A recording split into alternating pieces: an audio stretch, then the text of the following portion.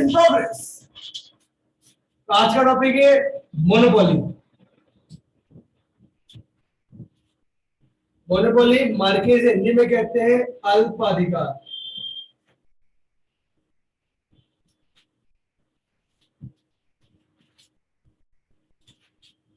अल्पाधिकार बचा। अब समझो, देखो नाम में, अरे सॉरी क्या लिखा, मोनोपोली को कहते हैं एकाधिकार। एकाधिकार बचा। अब मोनोपोली जो वर्ड आ रहा है इसको कह रहे हैं एकाधिकार। नाम में इंग्लिश में पढ़े तो दो वर्ड होते हैं, मोनो प्लस पोली। मोनो का मतलब होता है सिंगल, एकल, और पोली का मतलब होता है राइट्स, अधिकार। जब किसी भी काम को करने का अधिकार या किसी भी काम को करने के राइट किसी भी एक पर्सन के हैंड में होते हैं, that term are called the monopoly. यहां पर मैं क्या कह सकता हूं, a market where single seller and number of buyers meet for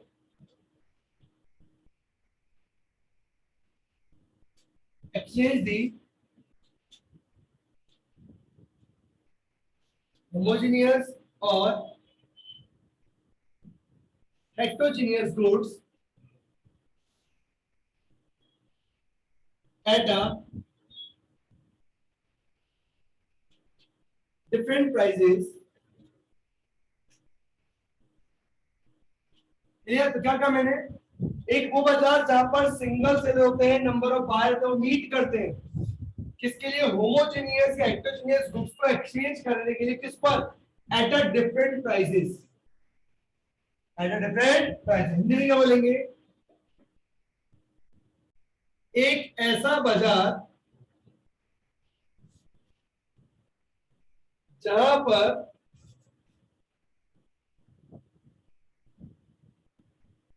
एक विक्रेता एवं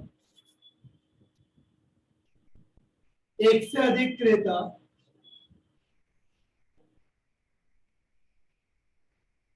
समरूप अथवा विविधात्मक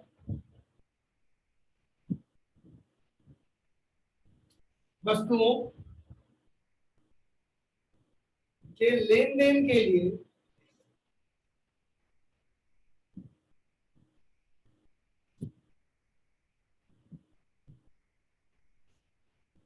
वस्तुओं को विभिन्न कीमतों पर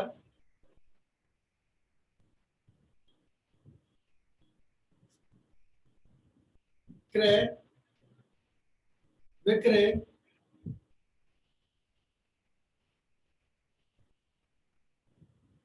करने के लिए मिलते हैं।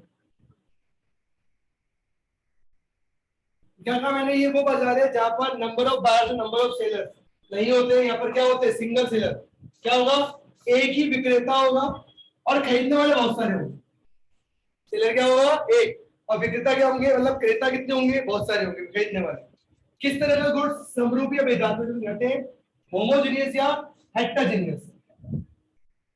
ठीक है, वस्तुओं को किस पर, विभिन्न कीमतों पर, एट अ डिफरेंट प्राइसेस पर क्या करने के लिए, तो हिंदी में क्रय विक्रय बोल दो, इंग्लिश में एक्सचेंज बात करने के लिए मिलते हैं। वो क्या कहलाता है आपका, मोनोपोली वाला। क्या है वो, मोनोपोली वाला। अब मोनोपोली नाम आ रहा है तो इसका मतलब क्या हुआ, वो बाजार जहां पर ये पूरा पूरा मार्केट है, इस पूरे मार्केट में चारों तरफ क्या है, ये मतलब ये एंट्री छोड़ दो, ये एंट्री दे रखी है। अब इस पूरे मार्केट में दुकानें दुकानें दुकानें दे रखी है बहुत सारी, लेकिन एक सेंटर में दुकान लगी हुई है। ये वो दुकानें जो यहाँ पर जितनी दुकानें, 1 2 3 4 5 6 7 8 9 10 11 12 13 14 15 16 17 18 19 20 21, इन 21 के 21 दुकानों के अलावा ये 22 दुकानें, ये वो दुकान है जिसके पास वो गुड्स थे जो इन 21 के 21 में किसी के पास नहीं।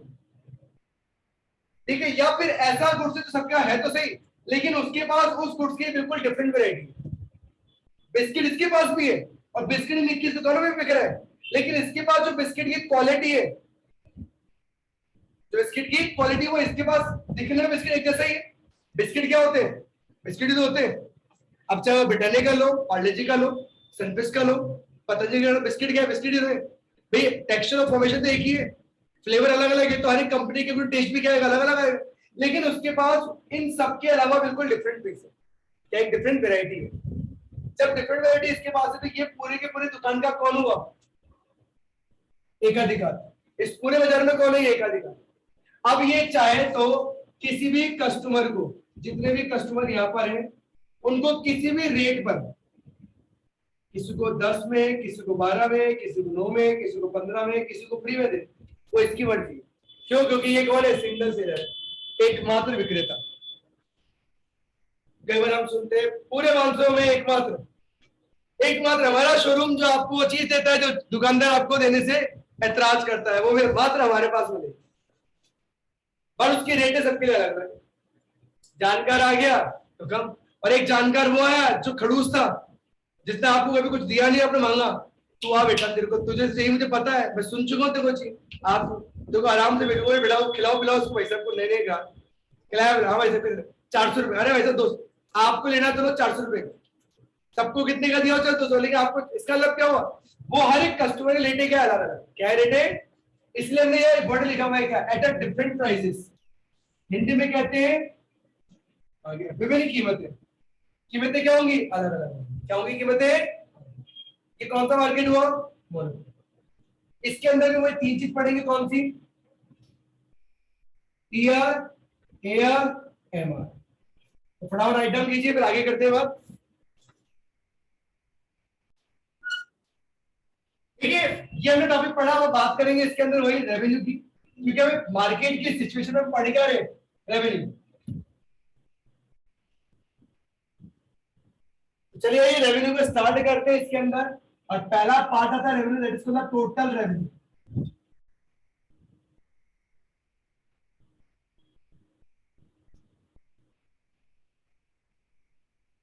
तो लास्ट क्लास में मैं इसकी डेफिनेशन बता चुका था क्या होती है, तो आज हम इस पर ओनली कॉन्सेप्ट पे बात करेंगे। इस पर कॉन्सेप्ट टीआर निकालने का तरीका क्या होता है और टोटल रेवेन्यू का मतलब क्या होता है। जब आपने नंबर ऑफ यूनिट जितनी बनाई उसको एक गिवन रेट से, एक गिवन रेट से मार्केट में सोल्ड करते हो, बेचते हो, तो उससे जो टोटल इनकम आती है वही क्या होती है? आपकी टोटल रेवेन्यू। जब कोई भी फर्म, जब कोई भी फर्म जितनी यूनिट प्रोड्यूस कर रही, जितनी वस्तुओं की मात्राओं का उत्पादन कर रही, उसको जब बाजार में दी गई कीमत पर क्या करती है? सेल करती है, तो उससे जो टोटल इनकम आती है वही इनकम ही क्या होती है? टोटल रेवेन्यू होती है। तो इसका स्केड्यूल देखो, जिसे हिंदी में कहते हैं अन्नू की सूची।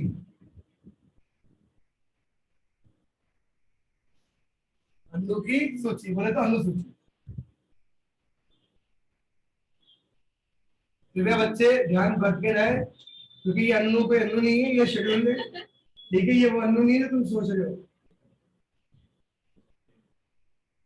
कोई बात, प्राइस पी, और यहाँ डाल देते हैं T R, P into Q. फिर समझो आपने 1 ली, 2 ली, 3 ली, 4, 5, 6, 7, 8, आप मोनोपोली पर हो, और मोनोपोली में किसकी बात की थी? प्राइस के डिफरेंशिएशन, वस्तु की कीमतें जो दे रही थी वो अलग अलग। मान लो पहली वस्तु 15 की थी, पहली कीमत बेची, दूसरी 14, 13, 12, 8, 7, 5, 4। मोनोपोली में एक नियम है, जब आप रिटेल करना चालू करते हो और कंज्यूमर को मिले तो फिर कंज्यूमर एक पॉइंट के बाद तो ले लेगा, लेकिन एक पॉइंट के बाद आपकी उन प्राइसेस पे गुड्स को अवेल नहीं करेगा जितना बेचना चाहते, तो फिर कस्टमर को माल देने के लिए, क्योंकि आपको पता है एक टाइम के बाद नहीं बेचे तो यही क्या बन जाएगा? Dead stock. और डेड स्टॉक को फिर आप जीरो बेचो तो कस्टमर नहीं देगा, तो मुझे समझदार है। जब कोई चीज 2 दिन के बाद एक्सपायर होने वाली है तो कोई क्यों खरीदेगा? खरीद वही सकता है जो उसको कंज्यूमर खत्म करने वाला हो 1 दिन 2 दिन के अंदर, बाकी खरीदेंगे क्या? नहीं खरीदेंगे। तो अगर इसकी आप क्वांटिटी बढ़ाते चलोगे तब भी इसकी प्राइस बढ़ेगी नहीं। इसलिए वो कहता है क्या कि इसकी जो प्राइस है वो डे बाय डे या प्राइस क्वांटिटी क्वांटिटी क्या होती है, रिड्यूस होती है। कस्टमर ये तो कहता है भैया मैक्सिमम क्वांटिटी ले रहा हूँ, क्या डिस्काउंट दोगे? मोनोपोली में अलग अलग प्राइस होती है, तो प्राइस में भी क्या होता है, डिटरमिनेशन होता है, प्राइस डिक्लाइन होती रहती है। 28, 39, 38, 40,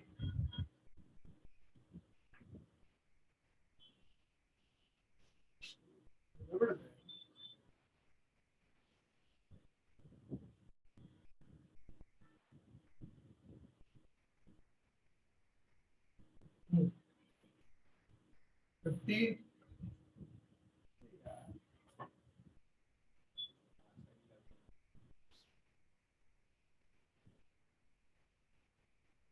11, 10, 9, 8, 55, 60, 63, 64। इसका डायग्राम देखते हैं।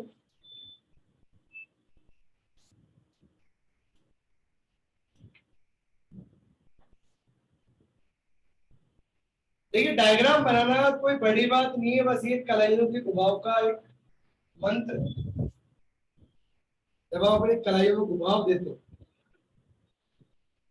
जैसे घुमाव आप मम्मी से कहने में देते हैं, मम्मी लाओ खाना खिला दो, मम्मी आज फरमाइश पूरी कर दो। ठीक है, जब भाई रिमोट नहीं देता है तो अपनी कलाइयों का पूर्ण उपयोग करते हुए वैसे हाथ मोड़ते और रिमोट पे हाथ मोड़ते। उसी तरह से यहाँ पर बस हाथ का घुमाव है। जैसे हम घुमाव दिखाएंगे आपको, ये हमारा हाथ, ये पॉइंट और ये टीआर ऊपर बढ़ती हुई बढ़ती हुई बढ़ती हुई और टीआर नीचे गिरती। ये जब ये रेट इंक्रीज होती है, प्राइस बढ़ती है, तो प्राइस धीरे घटेगी, तो टीआर डिमिनिशली बढ़ेगा। लेकिन एक पॉइंट पे आने के बाद क्या होगा, अगर आप प्राइस को और रिड्यूस करेंगे तो आपकी टीआर गिरना चालू कर देगी। अगर देखिए टीआर गिरना चालू कर देगी। इस पॉइंट पे देखो मैक्सिमम टीआर क्या रही, मैक्सिमम। मैक्सिमम क्या हुआ, यहाँ पर आपका टीआर क्या है, मैक्सिमम। प्राइस कम करोगे, देखो। चलो इस टेबल को मैं आगे और कंटिन्यू कर देता हूँ। ये प्राइस है, क्वांटिटी टीआर को हम थोड़ा सा आगे और ले लेते हैं। 9, 10, 11, 12, 13 प्राइस थी, आपके बाद 7, 6, 5, 4, 3, 63, 60, 55, 48, 39। बताओ 64 के बाद 63, 60, 55, टीआर मैक्सिमम के बाद क्या हो गया,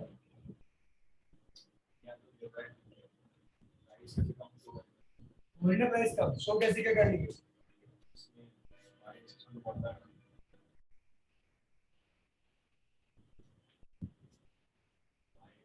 भैया प्राइस कहाँ बढ़ रही है वो एक्सिस पर, यहाँ प्राइस दिखाइए, क्वांटिटी को प्राइस से इनटू करते तो टीआर निकलती है। यस और नो? तो बस प्राइस आपको मैक्सिमम दे रखी थी, एक क्वांटिटी तो प्राइस इतनी है, रेवेन्यू। फिर प्राइस कम हुई, क्वांटिटी बढ़ी, रेवेन्यू इतनी। तो जब क्या हो रहा है, स्टार्टिंग का फॉर्म में क्या हो रहा है, when your price decline but TR increase at diminishing rate, क्योंकि प्राइस के गिरने पर भी, प्राइस के गिरने पर भी, ये प्राइस गिर रही है यहाँ पर देखा जाए तो एक पॉइंट तक प्राइस के गिरने पर आपकी क्या हो रही है, टीआर बढ़ रही है, लेकिन किस रेट से बढ़ रही है, डिमिनिशिंग। डिमिनिशिंग रेट को क्या कहते हैं, ह्रास मान।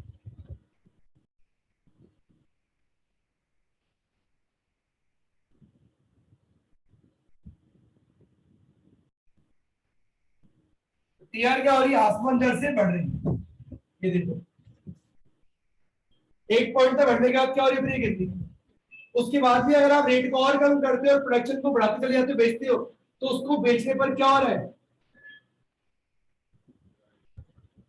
नेगेटिव रेट, ऋणात्मक डाल, ऋणात्मक दर।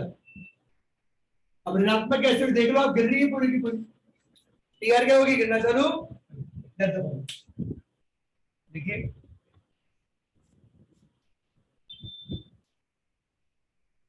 ये तो आपका टीआर। अब बात करेंगे किस पर, टीआर।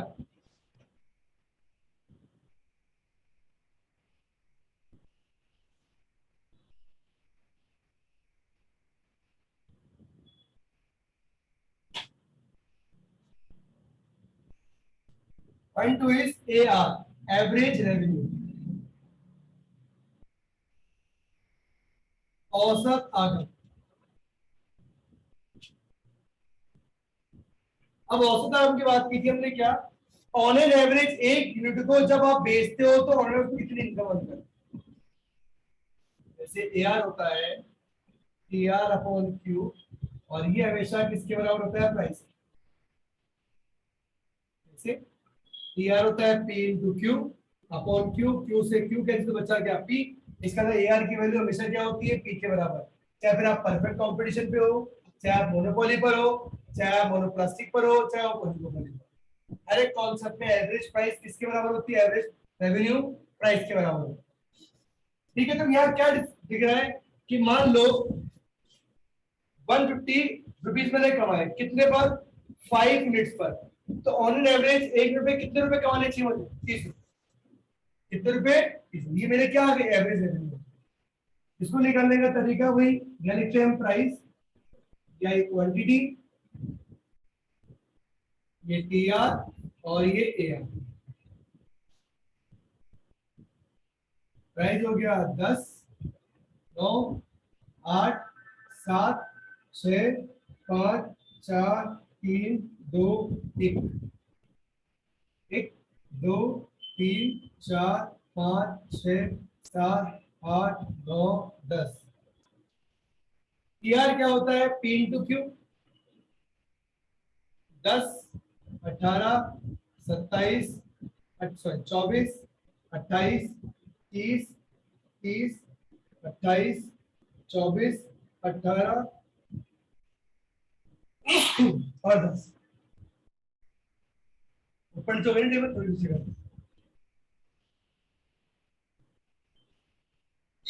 सॉरी, 28, 24, 18 और 10। अब जब आप इसमें इसका डिवाइड करते हो तो क्या आती है, हमने कहा था ये प्राइस हमेशा किसके बराबर होती है, 10 divide by 1, 18 divide by 2, 24 divide by 3, 20 divide by 4, यही आ रही है, यार रिपीट। तो ये हमारी क्या आ गई, ए। अब डायग्राम बनाऊंगा,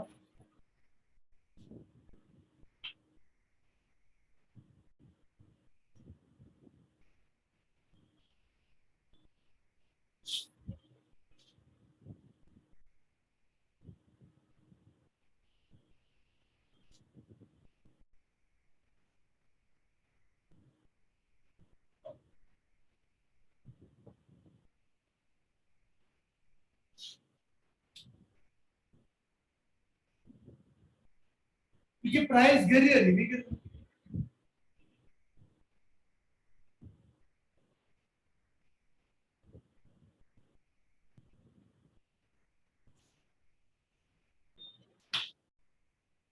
ये था AR। अब बात करेंगे किसकी, MR।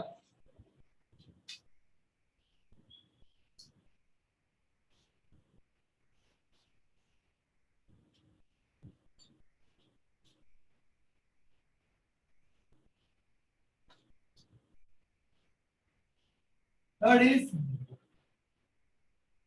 Marginal revenue.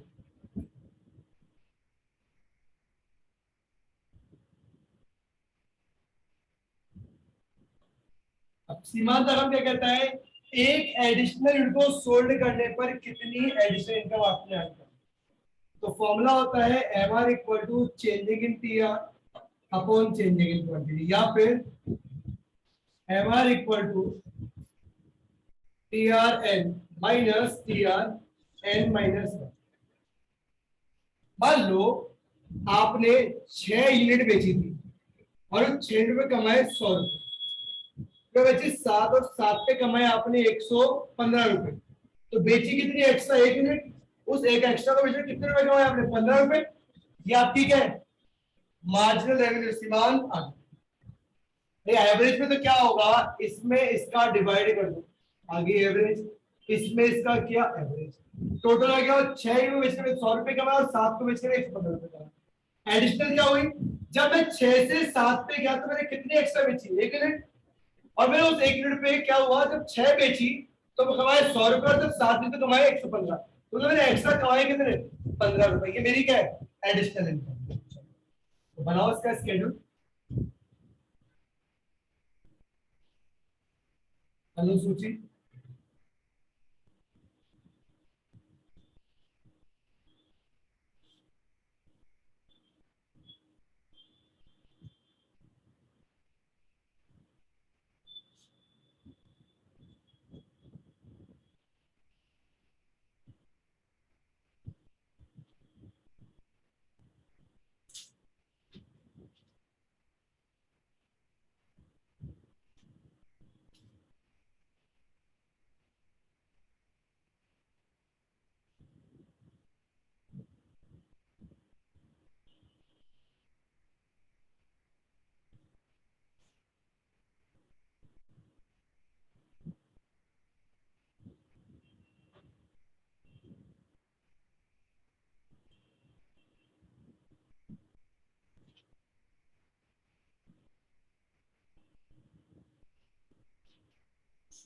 हम मल्टीप्लाई करेंगे तो क्या जाएगी रेवेन्यू,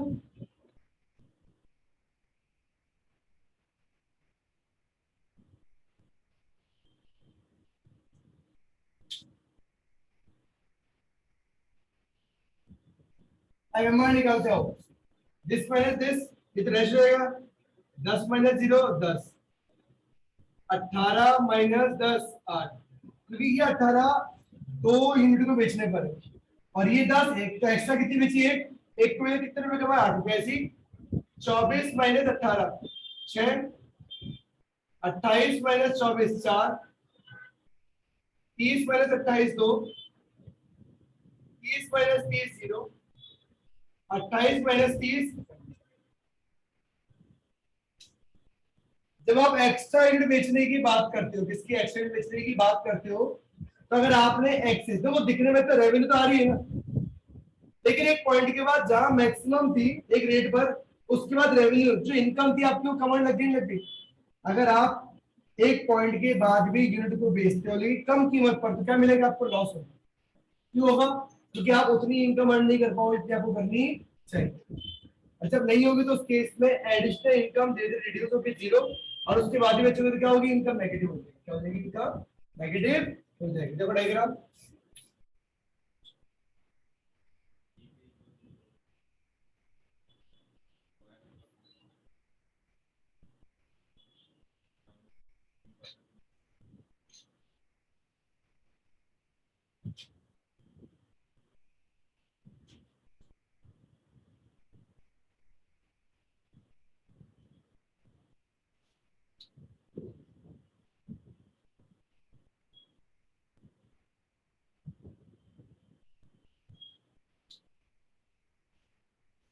ये भी आपकी है। जो सवाल आपके दिमाग में आ रहा है कि सर आपने लास्ट क्लास में कहा था कि एमआरपी के बराबर होती है, लेकिन क्लियर कर दूं, एमआरपी के बराबर केवल परफेक्ट कंपटीशन, पूर्ण प्रतियोगिता बाजार में होती है, बाकी किसी भी जगह पर एमआर की वैल्यू कभी पी के बराबर नहीं होगी। एमआर सीमांत आगम जो है वो कभी पी के बराबर नहीं होगा, आप देख सकते हो यहाँ पर क्या है, दो बहुत बड़ा डिफरेंस है, वो इसीलिए है। ठीक है, देखिए चलो,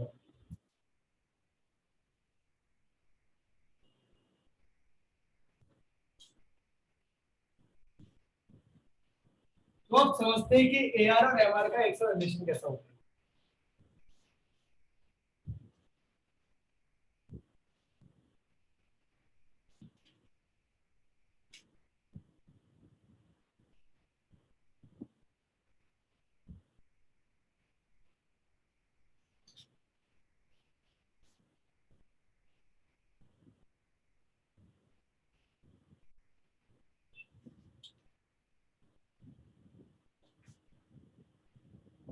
एआर ये है,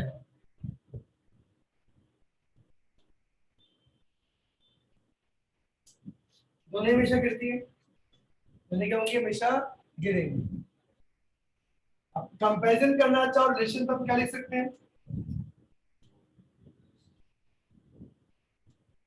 AR and MR both are decline, but MR decline faster than of AR. Third, they are always positive, but M are positive, zero और नेगेटिव। पहले वो दोनों की तुलना गिरेगी, एम आर ए आर की तुलना में बहुत नीचे तेज से गिर रहा है, नीचे गिरेगा जब गिर रहा है। ए आर धीरे गिर रहा है और एम आर बहुत तेज गिर रहा है। ए आर हमेशा पॉजिटिव रहेगा, क्या रहेगा? पॉजिटिव, क्योंकि हमने बात की थी ए आर किसके बराबर होता है? और जब ये प्राइस के बराबर पे एक टाइम के बाद प्राइस क्या होगी? जीरो, तो प्राइस नेगेटिव तो नहीं हो सकती, हो सकती है क्या? इसलिए हमेशा क्या रहेगा? पॉजिटिव रहेगा। लेकिन एम आर आपको डिग्री पॉजिटिव भी थी, इस पॉइंट पे जीरो भी होगा, इस पॉइंट के बाद क्या होगी? नेगेटिव भी होगी। क्लियर है? कोई डाउट है? नहीं है? ये आपका कॉन्सेप्ट था, ये हमारा था मोनोपोली। तो भैया ये हमारा टॉपिक था मोनोपोली पे रेवेन्यू कॉन्सेप्ट, जो कंप्लीट हो चुका है। तो आई होप आपको समझ में आया होगा और मेरी थोड़ी कुछ शरारत भी अच्छी लगी होगी आज आपको। तो आज की क्लास थोड़ी इनोवेटिव और इंटरेक्टिव थी। तो कल हम फिर आएंगे नए टॉपिक के साथ में, that is monopolistic competition in the revenue concept. इसी तरह टाटा, बाय बाय, राधे राधे। तो लाइक, शेयर एंड सब्सक्राइब करना ना भूलें।